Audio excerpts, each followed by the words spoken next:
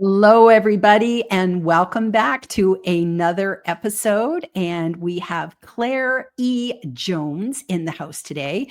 And we're going to be talking about some really interesting stuff, the sort of the blending of author, speaker, and how it can all go together. Claire and I recently met each other and we got to know each other. And I got so excited. I said, "You must come on my show." So she is here. So before we get stuck in with our topic, Claire, can you please go ahead and let people know who you are and what you do? Yes, absolutely. Thanks so much for having me. I'm Claire E. Jones. I'm an author, speaker, and mentor. I write both fiction and nonfiction, and I help other writers navigate the overly convoluted publishing space. Absolutely. And it's not for the faint of heart. A lot of people just kind of go, how hard can it be? It's not necessarily that it's hard. There's just a lot that you don't know until you kind of get into the thick of it. And, that's why some hand holding always works quite nicely. And having people that can, share their tips as you go along helps too. So Claire, you have a lot of hats. I have to admit, you wear a lot of hats. And so I just, so speaker, writer, author, writer, podcaster, like publisher, it goes on and on and on. So with so many hats, I just have to ask you, is there a favorite one out of all the roles you play? Which is sort of your favorite? It's hard to choose, honestly. Most writers just want to write all day. That's where we find the most flow in our work, right? Those dopamine hits of being lost in the creative flow is very addicting. And so sometimes I'm in the mood to just sit down in a chair, cuddle up for a few weeks and not talk to anyone ever again. But then I go to events in person and I'm like, oh my God, my people, I get to nerd out with you. I get to connect with you. And, the high is just as rewarding when I'm doing that work as when I'm, writing by myself in my little silo. I love that. I love that. And you gave me a perfect segue into what I wanted to focus the majority of our talk today, but we'll of course go off on other tangents as well. But one of the things you said, that keyword, which was events. And when I first met you and we started talking, Claire, that was something that was just like ding, ding, ding. I just love that because the hard part of writing a book is the marketing. And so we have to always have our marketing. Speaking of hats, we always have to have our marketing hat on. And speaking is a great way to create visibility for your book and visibility for your services and who you are and an author and all that sort of stuff. So you have a very unique ability that you have spoken at many, many events. I went to your website and I was like, oh my gosh, look at all these different things that you've done. And so one of the things you shared with me is about being a panel speaker at events. And, we always kind of think like, oh, I want to be the keynote speaker. And if I'm not the keynote speaker, I'll just go there and sit in the audience. But being a panel is kind of like that baby step to getting on events. So let's start off with that, Claire. How did you even start being a panel speaker at events? Because you're a master at it. It's funny because I think I actually started the other way around, where I did start in the more keynote speaker space, but that was with smaller audiences. And so as I was creating a strategy for my speaking progression development over the course of this publishing career that I'm building at the moment, I realized that I wanted to get on bigger stages in front of bigger audiences. And so that's when I started researching cons and conferences and conventions, because previous to that, I was doing small localized networking group kind of speaking. And I knew I just wanted to get on progressively bigger stages to advance my speaking career. And so being a panelist is a great way to insert your foot into those larger spaces. And you do have to have some sort of speaking experience to qualify for those bigger speaking stages. And so my experience with the smaller networking groups, the smaller audiences, and the podcasting definitely qualified me to then be on panels at these larger conventions and conferences. I love that. I love that. And I like how you defined that it's like you can be the keynote for a small audience, which is like it's wonderful. It's wonderful to have that speaking experience, but are you really getting the bang for your buck in terms of, your visibility and credibility? Whereas if you are on a panel and it's a larger audience, but you have a smaller role, you're also leveraging the other people on the panel as well. Yes. So it's very strategic and very savvy. So kind of, okay. So how did you make that transition? How did you kind of get your first like panel gig? It's basically submitting on their websites. Like, I look for conferences and conventions that are aligned with my genre, with my values, with my topics. They're the types of networking spaces and event spaces that I want to make sure that my name brand is aligned with. And there has to be that sort of alignment between branding for both the event that you're speaking with and your own personal brand too, as an author. And so I think the first panel event that I did was for Geek Girl Con, which is a convention in Seattle that focuses on getting women and girls more into STEM and geeky types of endeavors. And they do a lot of talks on inclusivity, is one of their biggest pushes, and I talk a lot about inclusivity as well. And so it seemed like a natural fit for me to go for that route. And so I basically just submitted on their website when they were looking for speaker applications. And that's when I got invited to do a panel on how small presses are looking for more diversified voices in the authors that they choose to pick up in their publishing business. Oh, brilliant, brilliant. And I saw too, like I noticed, and you actually mentioned it, but I had seen it on your website, and I saw Glasgow, and it was just like, oh my gosh, did you get to go to Glasgow? And you said, no, but it was virtual. So can you talk about that one? Because that's like even breaking out of your country and going abroad, even virtually counts. Absolutely. So my experience at Geek Girl Con qualified me for Worldcon. And that's the Glasgow Worldcon that you're referring to. Worldcon is the yearly convention for the World Science Fiction Society, and they are in charge of awarding the Hugo Awards every year, which is a major award in the science fiction and fantasy space for both books and TV shows, video games, those types of awards. And so I know that I want to aim for a Hugo Award at some point in my writing career. And so being part of Worldcon programming is one of those first steps to put myself in the right rooms for that to happen. And so when I first learned about Worldcon, it was actually when they were having it in China back in, I think that was 2023 that it was in China. And I just didn't really get my act in time to make that happen. And so the next year when it was happening in Glasgow, I was like, all right, I'm really going to make an effort to get my ducks in a row. And so I submitted via their website. And I got selected for 2 or 3 panels. And I was in the process, my passport had expired.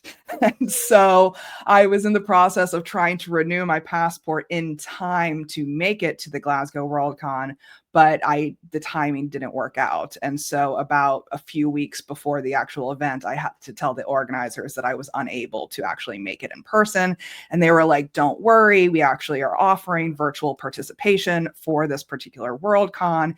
So I even moderated a panel virtually. One of my panels I was the moderator for. And the timing was ridiculous because that meant that I was moderating a panel at 2 a.m. my time.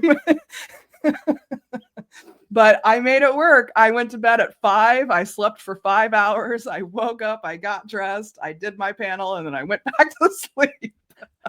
I love that. I love that. And you know what?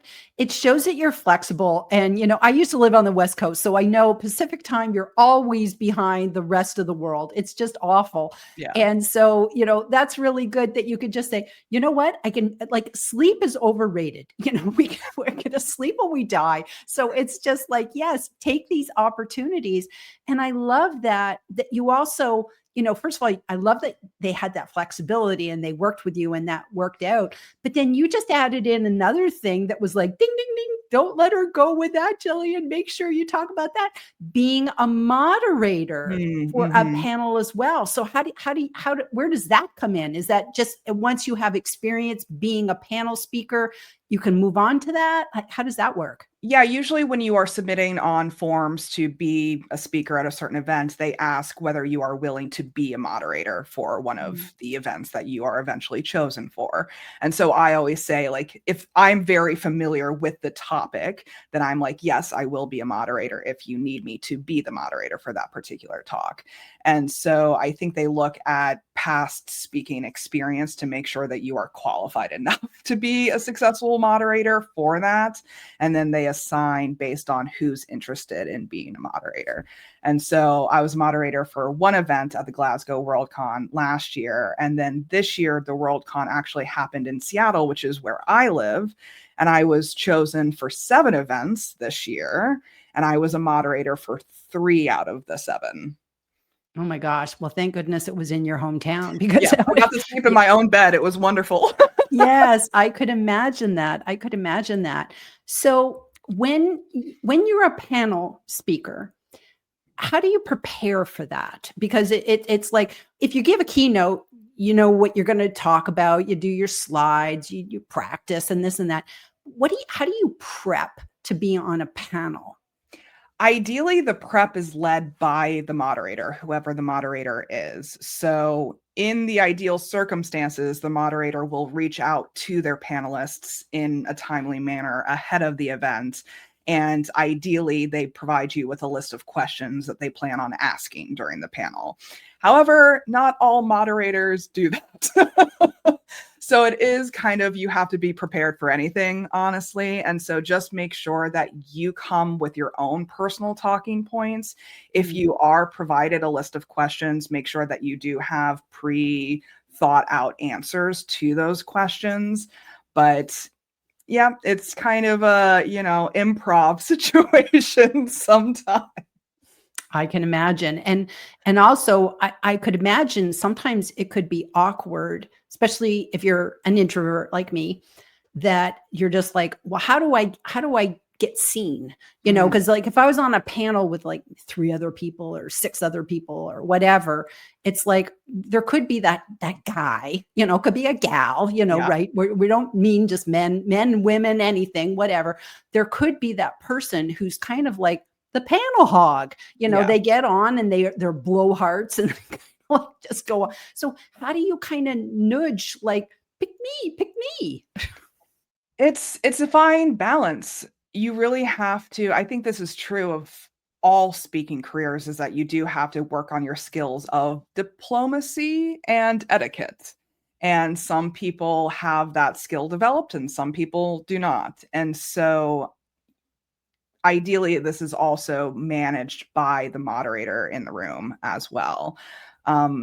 There, for the Worldcon, for example, they do give speaker guidelines ahead of time where they're like, try to only speak for 2 minutes at a time. Don't use this as a platform for like excessive self-promotion, and so they do give some rules of order ahead of time. But as you get more experience in a speaking career, you kind of have to create those rules of etiquette for yourself as you go as well. Got it. Got it. No, that totally makes sense. And, I think the more we can kind of, you're basically, I think there is a lot of homework in terms of, you don't want to be on a panel tomorrow. It's like you have to back into it. It's like, I want to be on a panel next year. So what do I need to do? And how do I connect with those people, in advance? And then knowing what you're going to talk about. I like that you said you get your talking points, and even maybe sometimes our body language. Like, I think we can let the moderator know, oh, I got a lot to say on that one. I think they can see it like, oh, you stop bouncing up in your seat, Jillian. We'll give you a chance to talk. So I think that helps. Even smiling, can do so much as well. So I want to ask you, so you get on a panel. Now it's over. The event is over. First of all, I'm going to actually make this two-parters. What do you do after you speak in the time period that you're in the conference? Not because I also want to ask you later too, but it's like, okay, so here you are, you're in Seattle, you're doing all, these 7 different things. So then what are you doing strategically? Do you just go and then, sit in the audience? Or are you meeting people? What's your strategy to kind of leverage this in the real time? Yeah, I honestly, I think this question goes back to that prep question too, is like when I do go to speaking engagements and I am on panels, I also bring with me a certain amount of materials too. So because I'm an author, I actually have a business card in the form of a bookmark. That's how I have my business card. And so I make sure that I have plenty of bookmarks to hand out at the event. I always come with a thick stack of bookmarks ready to go. And if I have any free handouts that I've already prepared that are relevant to the particular topic that I'm speaking on, I will also bring a stack of those handouts, and I will bring physical copies of my books as well. And so most panelists, if you are in an author space, will bring copies of their book and prop the books in front of them as they are speaking on the panel. And so while I'm speaking on the panel, I have my books in front of me, and then I kind of fan out my bookmarks on the table in front of my books. And so right immediately after the panel ends, there's usually a bit of buffer time before the next event starts, usually 10 to 15 minutes. And that's when individual members of the audience will come up to the panelists table and ask you more questions that maybe didn't get answered during the Q&A session, or they might come up and grab your bookmark, or they might come up and touch your book and look through your book. And so you kind of have to give them both tactile as well as informational things that they can interact with. And so it is, smiling, nodding, being friendly. I sit at the table for a good 8 minutes. I usually keep an eye on the event organizers, like how fast are they flipping the room for the next event that's occurring, that kind of stuff. And if I create a really good conversation with either an audience member or a fellow panelist in that kind of post period, then I will walk and talk with them as we leave the room. And so that presents another opportunity for continued conversation, continued connection. And that's often where we get to, organize a more long-term relationship after that initial introduction of the speaking event. And so that's the short-term post. Right. Long-term post event, there's usually some sort of if the moderator does email the panelists ahead of the event, you already have a list of the other panelists' emails. And so I always follow up with those other panelists. And I'm like, it was great to be with you on a panel. Do you want to talk further? Let's jump on a Zoom call. And then I also run a podcast where I interview other authors. And so I always offer them a spot on my podcast following that event as well. But if you don't have that list of emails already readily available, most of the time there's an event brochure that lists the names of the people who were featured on the event with you. And that's what I go through after the event. And I look up their social media pages, I look up their websites, I look up contact forms, and that's when I reach out to them. And I'm like, hey, it's me from that thing. Would you like to connect further? Would you like to be on my podcast? Do you want to get on a Zoom? So on and so forth. I love that. I love that. And then you also leverage some of the assets like the videos and that sort of thing. Is that something that you just have to follow up with the conference and say, hey, can I have, a link to it or embed it on my website? Yeah, sometimes it's readily available. Sometimes you have to go searching. There's usually some sort of hashtag stream after any event on any major social media platform. So also go through those hashtags to see what the user experience, the attendee experience was like, comment, engage with them, that kind of stuff. I've made it a habit to always make sure that I get pictures of videos of me speaking at the event on my actual Mm. phone because I can't rely on other people to do that for me. It's always a good tip to have a friend in the audience doing that for you so that your attention isn't divided between doing the engagement and catching that type of media asset stuff.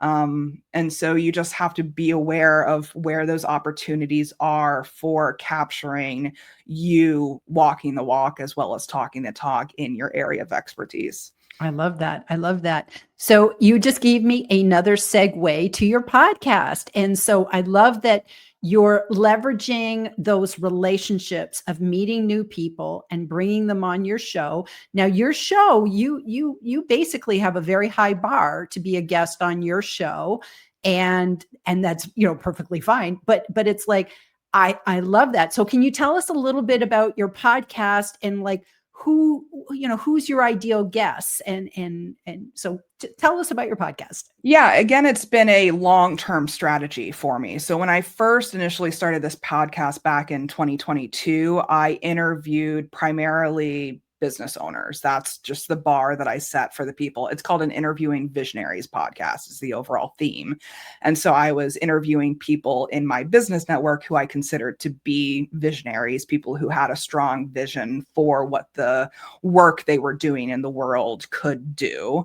And so that was season 1 of the Interviewing Visionaries podcast. Once I went into the publishing space specifically, then I started interviewing specifically authors just generally in my network, which there's a lot of in the business networking as well. As you know, you do a lot of business books. Mhm. And so I didn't really have a high bar for that. But then when I was considering season 3 of the podcast, that's when I upped the ante and was like, all right, I need to strategically start curating the types of people that I want to be talking to and the types of people that I want to be in the room with. And so that's where I started looking for people who had demonstrable success in their author careers.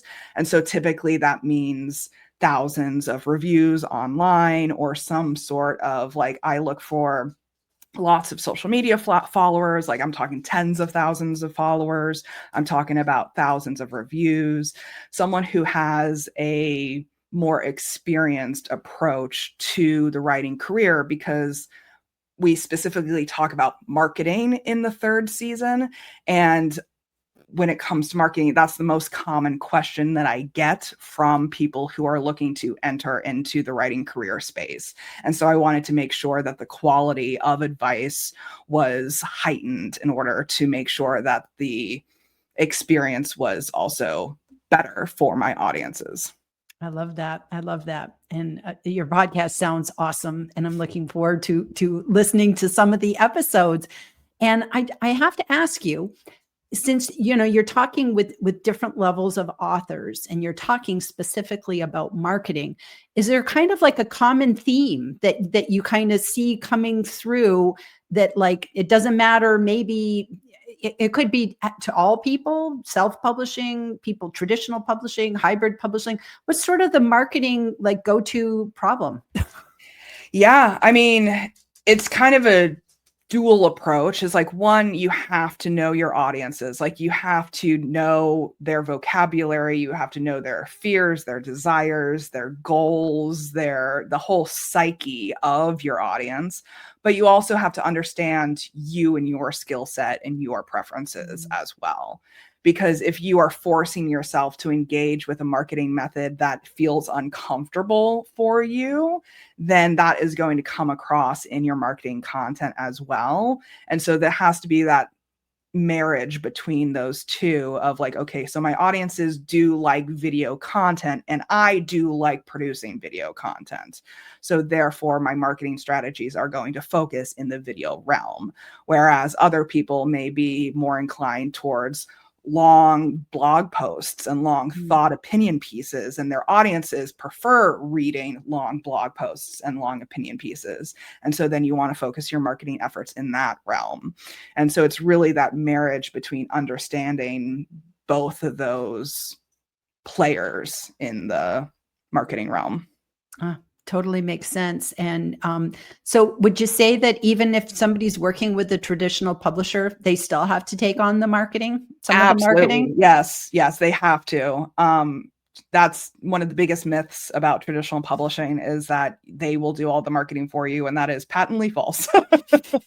Right. They expect you to do it. Like that's why so many times I'll tell people, they're like, I just want to go with a traditional publisher so that way they take care of all of the stuff for me and I just give them my book. And it's like, no, they want your platform. They want your author platform if you're even going to make it into the traditional publishing world. And they're still going to expect you to do stuff. So it's like, you know. And they might even not give you like the correct tools to market yourself too. That's the problem. Even if you are willing to market yourself and do the work to market yourself, the publisher may not even give you the tools to succeed in that. They may not give you the copies of the book. They may not give you the marketing like images. They may not even give you like the names of events to go to. So there's you can't depend on them, is the moral of the story. I love that. That's great. So this is a special week for you. So we're actually, we're going to be posting this, of course, this recording, in a couple of weeks. And so but this is a special week for Claire. So Claire, can you tell us what's going on special for you this week? Yeah, it's launch week. So I launch every year on Halloween. And so my 4th book is coming out on Friday, which is 3 days from now. Wow. And I'm doing my launch party on November 15th as well. And so I have been in full on launch mode for 2 months, and I probably have 2 more months to go before I'm out of this launch mode, because I'm also writing a marketing book right now. Oh, And wow. so once I'm done with the current promotional content that I'm doing for my fiction series that's releasing this week, I'm going to transition into promotional content for the marketing book that I'm writing. I love that. That's great. And obviously you've got great marketing tips and you've been picking them up yourself and you've been talking with all sorts of different people about marketing. So that is brilliant. That's brilliant. I have to ask you though, Halloween, like what you said that is your, like, is it just because I'll remember it, or are you big Halloween buff, or just tell us It's your more Halloween. the former than the latter. I wrote, published, and started selling my first book, my debut novel, in under 9 months in 2022. And so when I was looking at my release timeline back in that year, I knew I was going to do an October release, somewhere around October. And so I just arbitrarily chose Halloween because it was easy to remember. I love it. So you have to tell us, what's the name of your book and what's your book about? I know it's fiction, so tell us the title and what it's about. Yeah, I'm writing a fantasy series. So the series is named Threads of Destiny. Book 4 is titled To Reap What Is Sown. And so each book follows a different magic wielder in this high fantasy world that I've built. For book 4, the heroine wields plant magic. And so she is grappling with the revelation that we saw at the end of book 3 of her memories being restored. She had amnesia for about 5 years. And once all of her memories returned, she realized that she had unintentionally left all of her loved ones behind and basically forged a new life in this new part of the world without realizing how much she had left behind in her old life. And so book 4 is her returning to her old life and grappling with this sense of abandonment and betrayal and lots of valid anger at being put into this position by the enemies that we see pop up in book 4. And so it is the only tragedy in the series so far, and it breaks a lot of expectations that I've built up so far as the series have been progressing. So Oh, wow. Sounds I'm fascinating. I'm really excited to see how readers react to it. My beta readers loved the new direction, and so I'm hoping that that continues. I love that. I love that. So anybody interested in your book, they should get on it and start reading the prior ones so that they have the backstory first and they know everything that's going on. So that's great. That's great. So, okay. So we've come to the end of our time together today, Claire. Thank you so much for sharing so many great tips and advice. And I think we all now have a long laundry list of homework. I hope you're going to bring these panels into your book, because your marketing book, because Yes. this is a brilliant way to market yourself, market your business, market your book. I love it. I love it. It's great. Yes. And speaking is a key part of me marketing my marketing book as well. Absolutely. Absolutely. Okay. Well, thank you very much, Claire. Thank you for everybody who joined us today. And we will see you guys all next time. Okay. Bye, everybody.